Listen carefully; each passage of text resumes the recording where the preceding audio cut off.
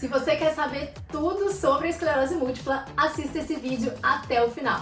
Eu sou a Luísa, eu vivo bem há mais de 10 anos com esclerose múltipla. Sejam muito bem-vindos e muito bem-vindas ao canal do Múltiplas Crônicas.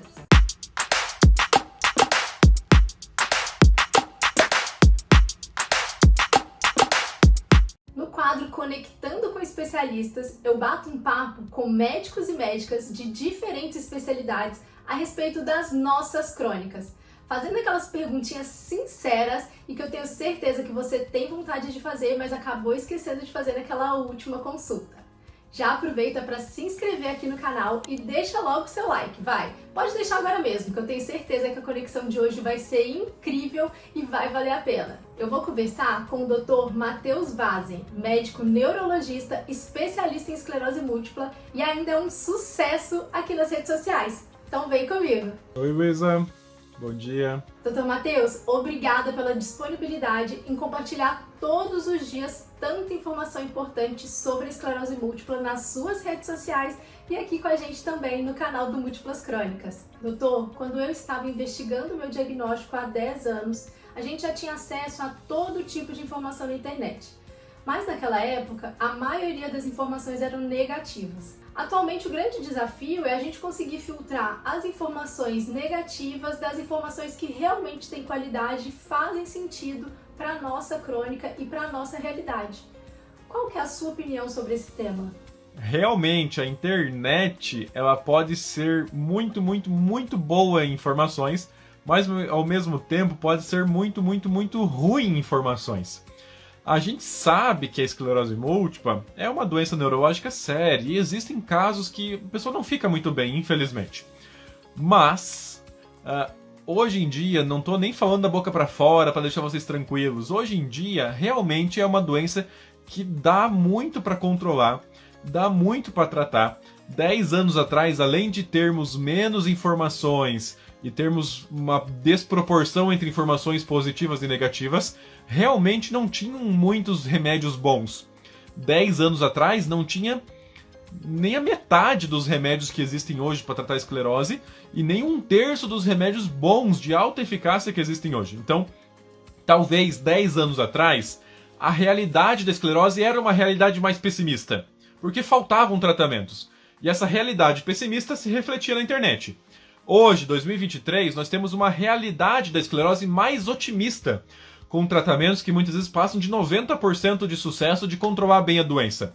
E essa realidade da medicina mais otimista é o que eu tento passar aqui para vocês no Instagram, na internet. Se vocês vasculharem bem o Google, vocês vão encontrar ainda de novo informações muito pessimistas e problemas muito sérios da esclerose múltipla.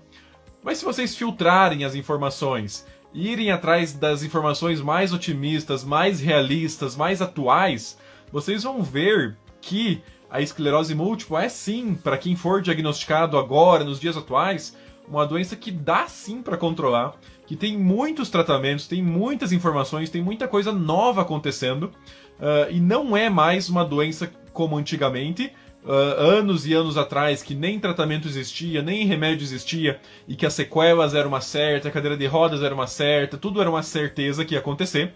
Hoje em dia não, pelo contrário, isso é uma raridade dos recém-diagnosticados hoje. Algum dia, se estiverem muito comprometidos, digamos assim, vai ser uma raridade hoje, do que no passado era quase uma certeza, era quase uma sentença, um diagnóstico de esclerose. E no mesmo sentido, 10 anos atrás, quando você ia para a internet procurar sobre esclerose múltipla, o que aparecia? Apareciam as pessoas que tiveram diagnóstico lá em 1980, 90, 70, e que eram épocas que nem existia remédio, não existia um único remédio para esclerose. E o que aconteceu com elas? Lógico, uma doença sem tratamento ela evolui. As pessoas foram piorando, adquirindo sequelas, problemas, e eram as pessoas públicas de 2010, 2012, 2013 que eram encontradas numa rápida pesquisa. E qual era a imagem da esclerose naquela época? Todo mundo vai ficar igual fulano, todo mundo vai ficar igual ciclano. Porque era a pessoa pública, era a pessoa famosa daquela época, mas hoje não.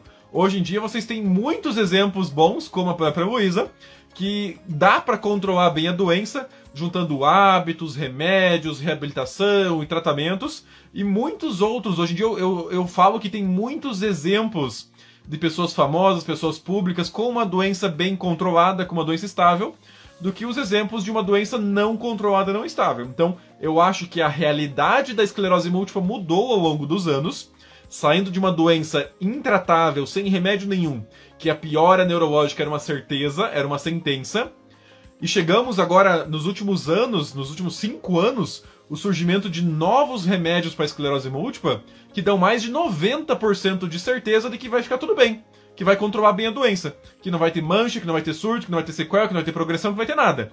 Então a realidade da esclerose múltipla mudou ao longo dos anos, principalmente nos últimos anos agora, e essa realidade se reflete na internet. Se reflete no meu perfil, no perfil da Luísa, em todos os perfis de internet que tem por aí. Hoje em dia é uma realidade falar mais sobre a taxa boa de controle sobre a doença, falar mais de maneira otimista e promovendo bons tratamentos, do que de maneira pessimista, falando que vai dar tudo errado, que vai ter sequela, que não sei o que, que não sei o que. Então, não. A realidade da esclerose múltipla mudou, e essa realidade se reflete nas informações públicas da internet de hoje. Por isso que a internet de 2023 é muito mais otimista sobre a esclerose múltipla do que a internet de 2010, 2011, 2012 e 2013. Obrigada pela referência ao meu trabalho aqui com múltiplas crônicas. Esse é um ponto importantíssimo que eu faço questão de reforçar sempre aqui no meu perfil. A esclerose é múltipla. Isso significa que ela vai se manifestar de diferentes formas em cada pessoa. Mas o mais importante é como cada um de nós vai lidar com ela. Doutor, antes da gente entrar no próximo assunto, que é o assunto principal, vamos explicar para todas as pessoas que estão aqui nos assistindo o que é a EM, que é a esclerose múltipla, e a NMO, que é a neuromielite óptica, e também está no centro do seu trabalho, correto? Muito bem! Essa pergunta eu recebo quase todos os dias. Até algumas décadas atrás, alguns anos atrás, esclerose múltipla e neuromielite óptica eram a mesma doença. Eles viam que tinham pacientes com a doença neurológica, alguns tinham uma doença com surtos mais graves, alguns com surtos menos graves. E agora, nos últimos 15 anos mais ou menos, eles descobriram que esses pacientes que tinham a esclerose múltipla mais grave, digamos assim, na verdade não era uma esclerose múltipla. Eles tinham um exame de sangue positivo para um anticorpo chamado anticorpo anti-aquaporina 4. Então eles separaram as doenças. Esclerose múltipla continuou sendo esclerose múltipla, e aquela esclerose múltipla com surtos mais graves se tornou a neuromielite óptica. Ótimo! Importante sabermos sobre essa contextualização e principalmente a evolução das pesquisas e o olhar da medicina em relação às nossas crônicas.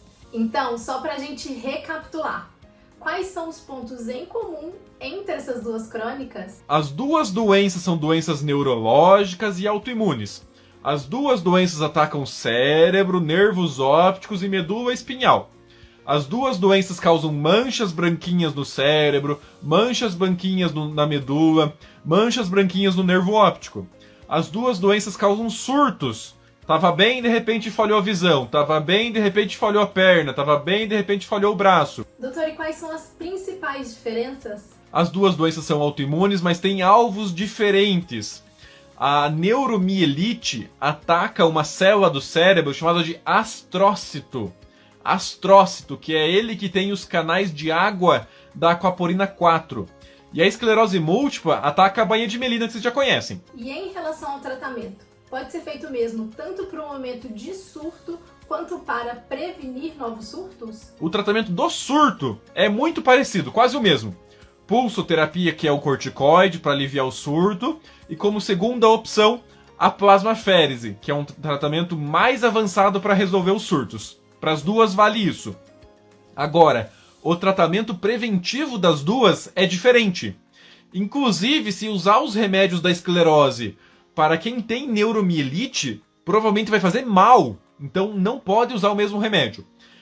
Os remédios da esclerose são aqueles que vocês já conhecem. Interferon, Copaxone, Tecfidera, tudo vocês já conhecem.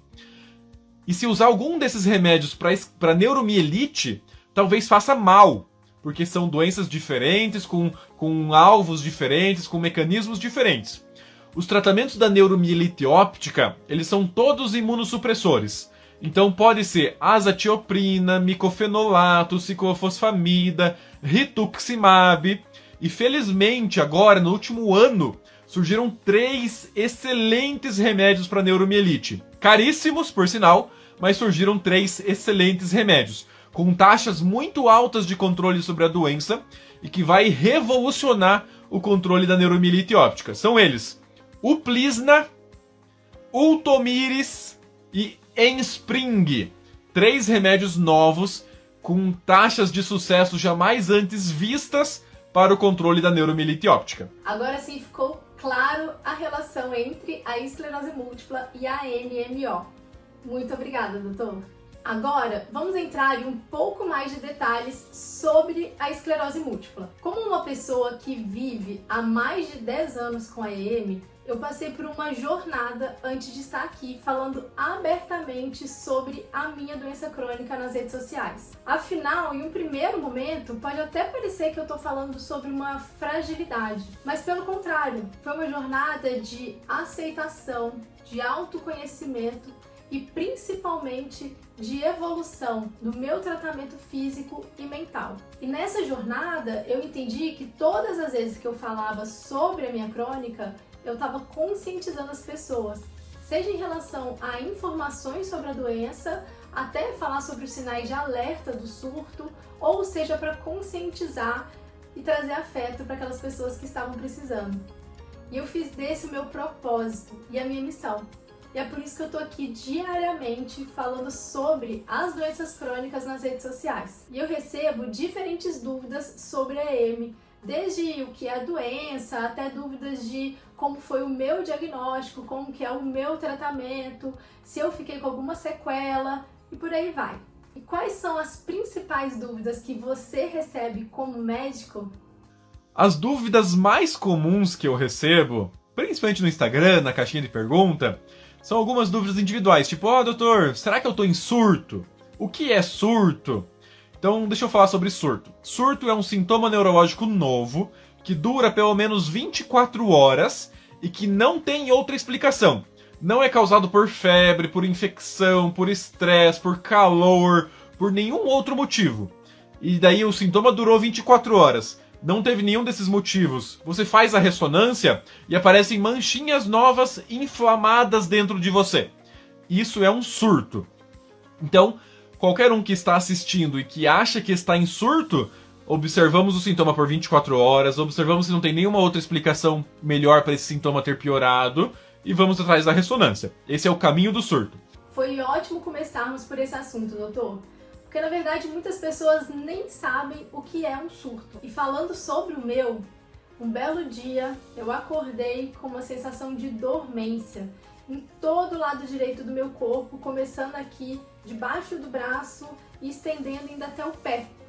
E como todas as pessoas, a maioria das pessoas, eu acabei atribuindo isso ao estresse e eu demorei 3 dias para procurar atendimento médico.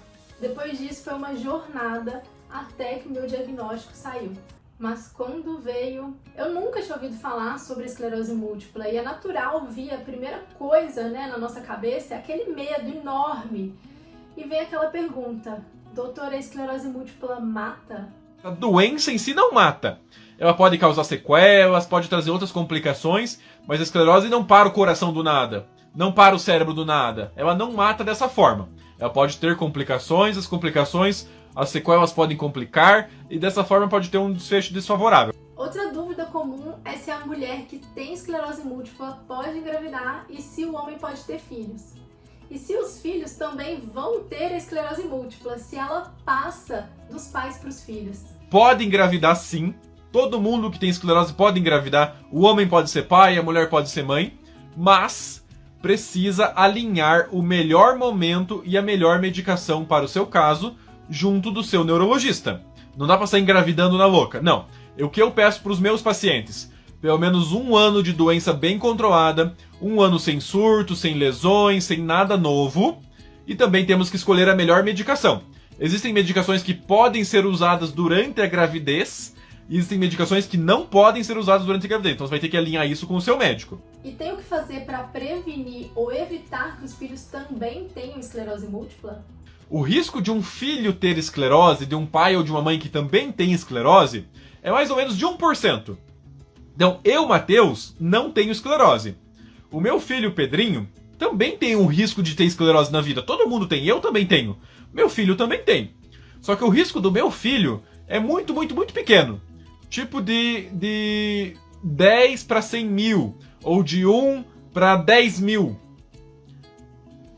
E o risco de alguém, do filho de alguém que tem esclerose, se você tem esclerose, o seu filho também tem esclerose, é tipo de 1%.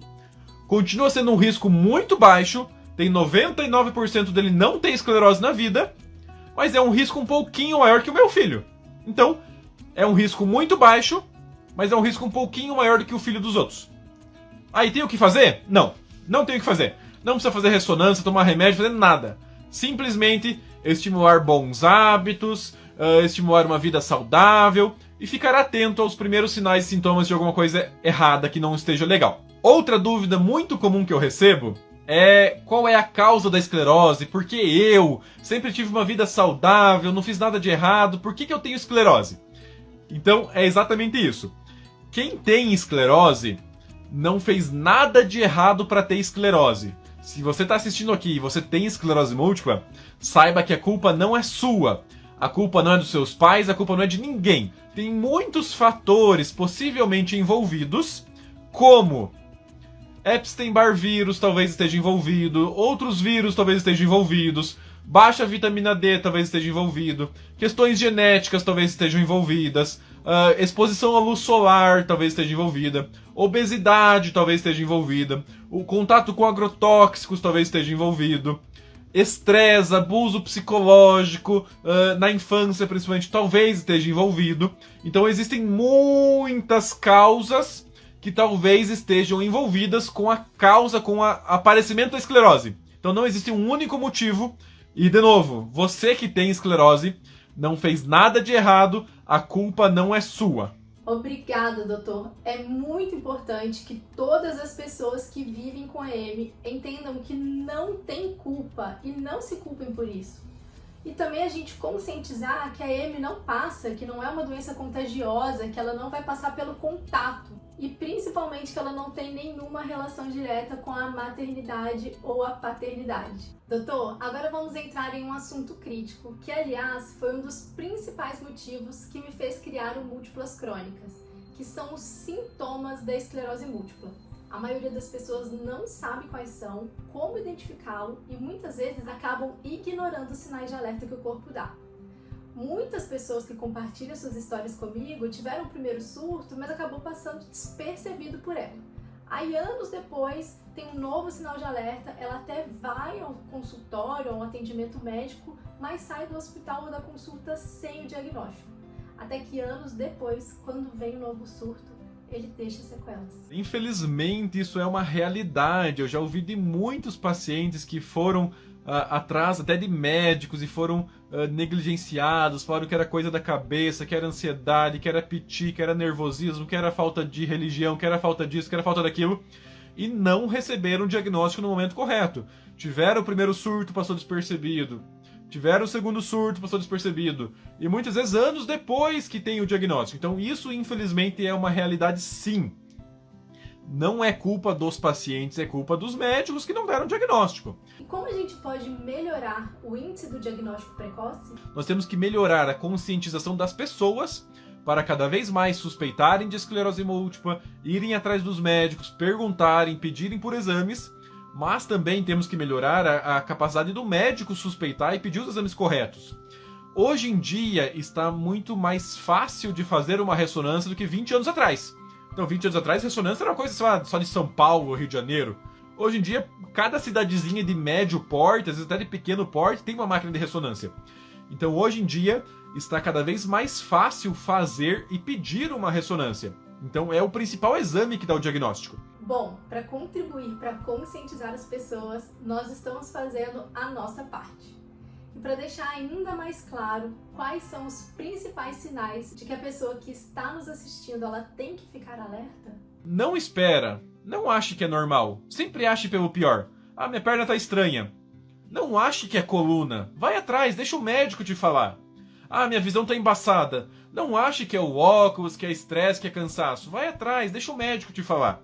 Então, na dúvida, passou por um sintoma estranho, procura ajuda médica, um neurologista, um clínico, procura alguém, conte os seus sintomas, diga que você suspeita de esclerose, peça um exame de ressonância e faça o exame. Se o exame der normal, praticamente descarta a esclerose múltipla, mas se o exame der alterado, a gente finaliza essa investigação depois. É isso, doutor. Eu vou aproveitar para reforçar essa mensagem super importante. Se você sentiu um sintoma estranho, se você suspeita de esclerose múltipla, não espere. Procure atendimento médico. Doutor, há 10 anos, quando eu recebi meu diagnóstico, eu ainda era muito jovem. Eu tinha, e claro que eu ainda tenho, muitos sonhos e planos. Mas é claro que diversas questões passam pela nossa cabeça nesse momento.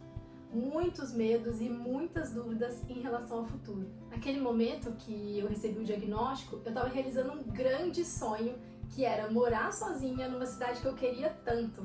Eu tinha saído de BH e fui para São Paulo, estava radiante, tinha um emprego novo e estava ali traçando os meus planos e as conquistas profissionais. E a Amy veio e foi como se uma bomba tivesse caído no meu caminho. E uma das principais coisas que eu pensei foi: vou ter que voltar para a casa dos meus pais.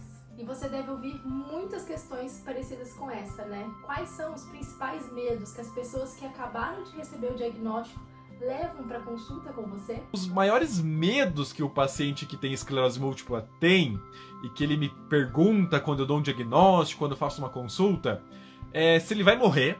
Então a gente já falou que não morre, esclerose múltipla não mata. Outro medo que às vezes eles têm é se eles vão ficar dependentes, com sequelas. Eu não posso dizer que com certeza não, mas sim com alta taxa de probabilidade vocês não vão ficar com sequelas importantes ou dependentes dos outros, ou dando trabalho, entre aspas, como alguns pacientes têm medo de dar trabalho. Hoje em dia, como a gente já falou, a medicina melhorou muito, os tratamentos melhoraram muito, e eu tenho certeza que a grande maioria dos pacientes não vai passar nem perto de ter sequelas importantes ao longo da vida, se fizer um tratamento de alta eficácia, com hábitos, reabilitação, como a cartilha manda. Excelente! Foi justamente sabendo dessa informação que eu encontrei força e foquei em olhar para frente no que eu tinha que fazer para garantir qualidade de vida. Mas infelizmente a gente também acaba ouvindo muitos mitos em relação à EM, que trazem ainda mais medo para a nossa vida. Me fala quais são as principais dúvidas e mitos que a gente precisa de desmistificar a respeito da EM e acabar com esse preconceito. Talvez um dos maiores mitos que os pacientes têm também é que a esclerose múltipla passa, pega, é contagiosa, então isso já... nem sei se isso ainda é um mito ou se todo mundo sabe que isso não existe. Então a esclerose múltipla não passa, a esclerose múltipla não pega, não é o vírus que transmite. Então não passa, não pega, você não precisa deixar de encostar na pessoa, de visitar a pessoa, de conviver com a pessoa. Para finalizar, em relação aos mitos, uma das questões mais críticas da EM são os sintomas invisíveis. Pois na maioria dos dias pode parecer que a gente está bem, enquanto na verdade, internamente, a gente está sentindo diferentes tipos de dores. Esclareça, por favor, esse mito. Vocês que têm esclerose, muitas vezes estão travando uma batalha interna e silenciosa, que ninguém enxerga, lutando, sobrevivendo à fadiga, à incontinência urinária, à névoa mental, a embaçamento visual, a dores crônicas, a intestino preso, a questões psicológicas, emocionais, preocupações com o futuro, com a família, com o trabalho, com tudo. Então esse talvez seja um dos piores mitos, dos maiores mitos que tem, que as pessoas acham que se a pessoa fisicamente tá tudo bem, tá tudo bem. Ah não, a pessoa tem a perna fraca, então é só a perna fraca. Mas esquece do resto que eu falei, que são os sintomas invisíveis da esclerose múltipla. Talvez seja o principal e o pior mito que tem, é as pessoas ignorarem, acharem que não existe essa parte interna dos sintomas invisíveis da esclerose múltipla. Pois é, esse é um mito que precisa ser esclarecido. A gente que vive com doenças crônicas enfrenta diariamente sintomas invisíveis. Infelizmente, estamos acostumados a ouvir frases como: ah, mas você nem tem cara de quem tá com dor, tá fazendo corpo mole, vai. Uai, mas você nem parece que tá doente. Por aí vai. Só quem sente dor sabe o quanto esse tipo de frase machuca. Não é porque as pessoas não estão vendo ou porque eu não estou demonstrando que eu não estou sentindo dor. Ainda falando sobre os sintomas invisíveis e como a EM nos afeta, comenta por favor como fica a saúde mental das pessoas crônicas. Só de a pessoa ter uma doença, eu, Matheus, sei lá, tenho reumatismo, artrite no joelho. Só de ter uma doença crônica que não tem cura, já é motivo suficiente para eu viver mais preocupado, mais desanimado, fazer mais planos para a vida, o que vai ser de mim, o meu joelho, não sei o que. Só isso já é suficiente. Agora imagina, não tô falando de uma dor no joelho, tô falando de uma doença neurológica que pega cérebro, medula, que pode ser neurodegenerativa, causar surtos, deixar sequelas. Olha o tanto de carga emocional e de preocupação e de estresse que simplesmente ter a doença no corpo já não vai causar em vocês. Agora, quanto mais problemas, surtos, sequelas a pessoa tiver, mais carga de emocional vai ter ainda. Então, é totalmente compreensível que vocês não estejam bem o tempo todo. Pô, eu, Matheus, tenho minhas preocupações na vida, eu não tenho doença, mas tenho minhas preocupações. Como é que vai ser meu trabalho daqui a 5 anos, minha vida daqui a 5 anos, meus filhos daqui a 5 anos? Imagina se tivesse uma doença neurológica.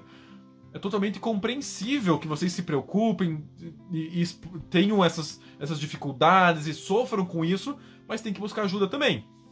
Então, ter a doença faz vocês se preocuparem com o trabalho, se vai continuar empregado ou se não vai, se vai conseguir ser contratado ou se não vai, se vai manter o relacionamento se não vai, se vai conseguir um relacionamento se não vai. Então, isso é totalmente compreensível, normal, esperado, e vocês estão total no direito de ter essas preocupações e de trazer esses medos para consulta com o seu neurologista.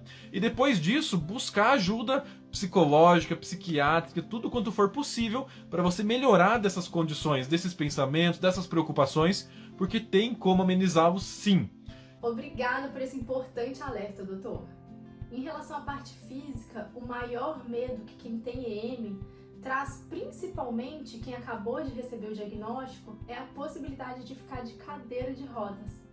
Mas isso não é uma regra, correto? Geralmente é um processo de um surto não tratado, outro surto não tratado, um surto não reabilitado, não foi trocado o remédio e tal, e é uma bola de neve, uma cascata que afeta a parte física da pessoa.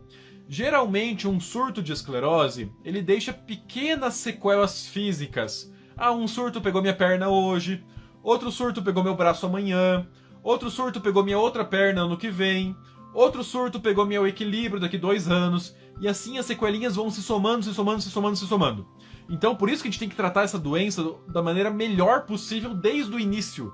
Nossa meta é 0 surtos. Assim a gente vai ter menos complicações físicas, menos sequelas físicas e menos coisa para se preocupar psicologicamente no futuro também. Com base na sua experiência, como tem sido e qual deveria ser o suporte oferecido para as pessoas que vivem com EM em relação à saúde mental? Ter a doença, ter os tratamentos, enfrentar as dificuldades, as barreiras, as burocracias, os preconceitos, as dores, tudo mais, é demais para uma cabeça continuar saudável. Eu me espanto quando eu encontro alguém que tá tão bem assim psicologicamente que não tá nem preocupado, que tá tudo bem. Daí sim que eu me preocupo. Agora, é normal estar preocupado e não estar bem o tempo todo. A saúde mental, ela deveria receber muito mais atenção em todas as pessoas do mundo, mas quem tem doença como a esclerose múltipla, principalmente, deveria ter mais atenção.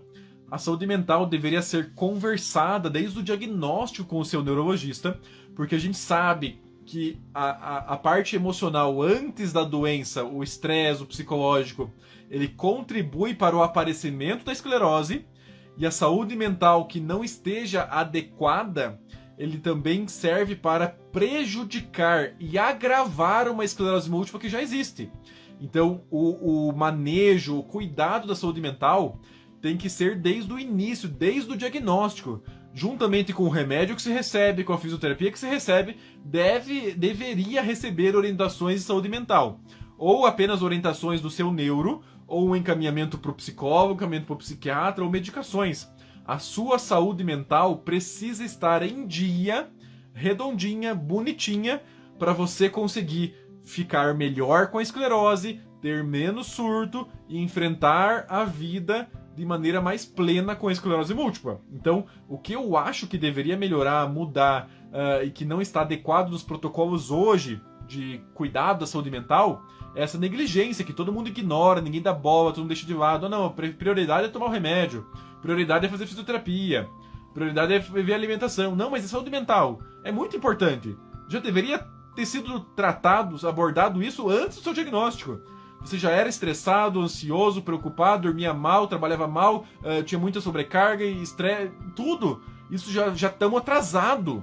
Então, tem que ser abordado, medicado, ir para terapia, conversado desde o diagnóstico. Junto da sua prescrição de remédio, tem que ter orientações de saúde mental. Senão, o tratamento tem tudo para não dar certo se a sua saúde mental não estiver em dia. Realmente, não é fácil carregar toda essa carga. Além da pressão externa, tem a interna também, né? E cuidar da saúde mental tem sim que fazer parte do nosso tratamento da EM e de qualquer doença crônica. Minha dica é: faça parte de algum grupo, ocupe seu tempo com atividades que você se sinta útil, crie uma rede de apoio, troque informações, experiências aqui com a nossa comunidade. Aproveite as redes sociais do Múltiplas Crônicas para se conectar com mais pessoas crônicas. Você não está sozinho e não está sozinha. Obrigada por acompanhar o quadro Conectando com Especialistas do Múltiplas Crônicas. Gostei muito do papo, de esclarecer essas perguntas para vocês. Fiquem bem, fiquem com Deus, precisando de mim é só chamar. E tchau! E tem mais um episódio dessa conversa especial com o Dr. Matheus aqui no canal. Já aproveita para conferir na sequência desse episódio. Se você curtiu essa conversa, se ela foi útil para você, compartilha com seus contatos e me conta aqui nos comentários o que você achou. Já aproveita e siga o Múltiplas Crônicas em todas as redes sociais. E se inscreve aqui no canal para você não perder nenhum dos nossos conteúdos. Obrigada e até o próximo vídeo.